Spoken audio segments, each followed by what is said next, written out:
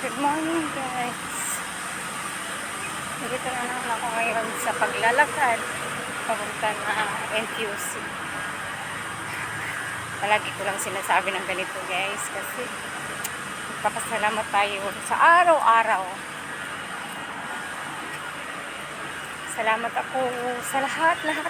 Araw-araw ako nagpapasalamat ni Lord. Dahil busy man ako, na magawa ko siya.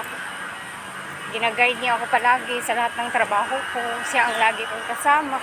Walang ibang kasama. Araw-araw akong lumalabas, bibili ng lunch or dinner. At lagi kong sinasabi sa sarili ko na nang dahil sa kanya, nandito ako ngayon, na palagi nagsasabi sa inyo na kumusta sa inyong lahat. At ako mabuti naman araw-araw dahil sa lahat ng bagay ginagabayan niya ako sa lahat.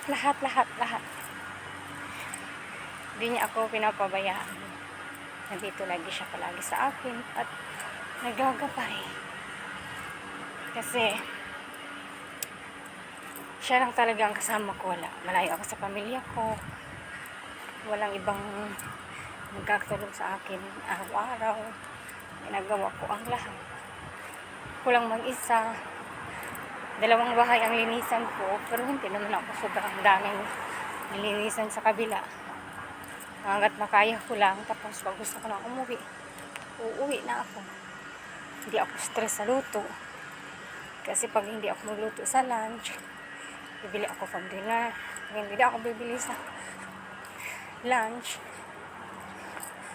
bibili ako sa dinner, hindi ako magluto sa lunch.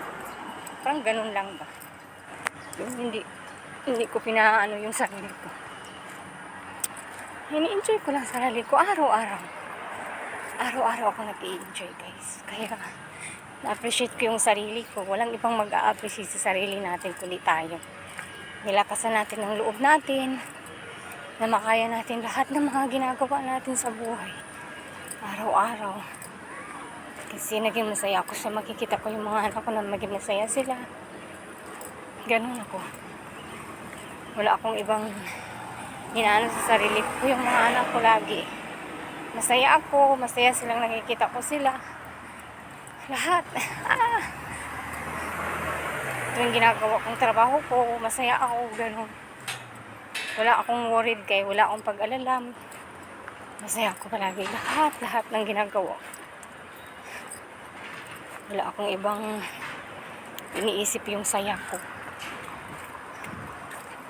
Yung araw-araw mo siyang ginagawa na masaya ka.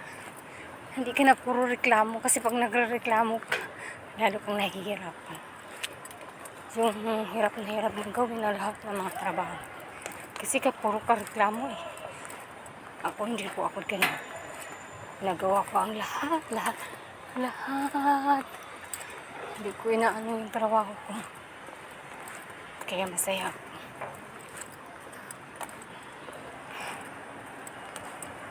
Kaya na-appreciate ko yung sarili ko dahil magawa ako na mag-isa.